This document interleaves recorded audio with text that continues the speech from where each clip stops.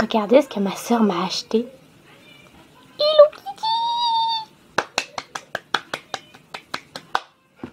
J'ai même le chandail. Coucou tout le monde! Alors aujourd'hui je vous reviens avec une nouvelle vidéo qui va vous parler du Made Café. Donc qu'est-ce que c'est? Ben, pour commencer, c'est un café, mais c'est un type de café très populaire au Japon.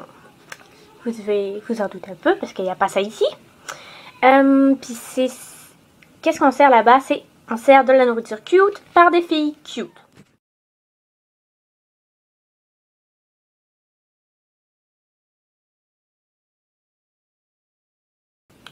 Par exemple, les filles cute, il n'y a rien de sexuel là-dedans. Voilà, c'est vraiment pour être cute, pur et innocent et tout. Vraiment, juste pour être cute. Il y a du monde qui vont penser qu'il y a un côté sexuel, mais pas du tout. Et même qu'au contraire, il y a beaucoup de règles strictes à propos de ça. Pour que ça reste vraiment un endroit enfantin et pur.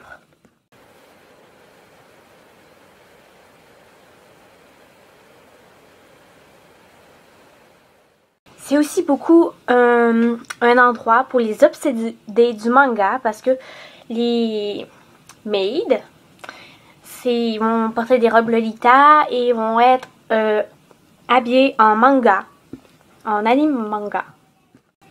Donc là-bas, l'environnement c'est vraiment très cute, mignon, enfantin et puis voilà.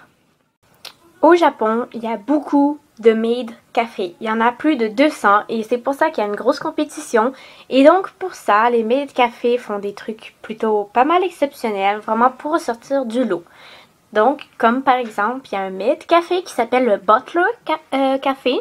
Et donc là-bas, il y a des jeunes hommes qui attendent à l'entrée et quand une jeune fille arrive, ils lui mettent une couronne sur sa tête et elle se fait transporter comme une princesse dans les bras jusqu'à la table.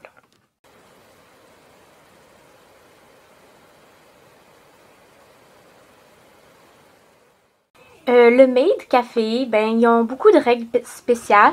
Il y en a une que c'est qu'on n'a pas le droit de prendre de photos. Donc, on n'a pas le droit de prendre de photos de nous, des serveuses, de la nourriture.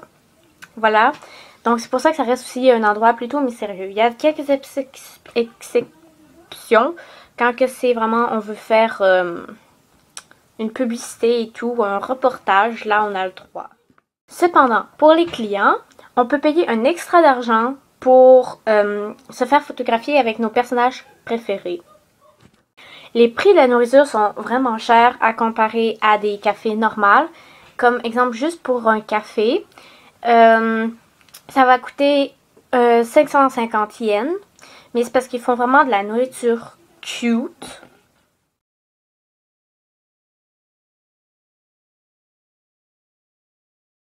Exemple, tu demandes une omelette.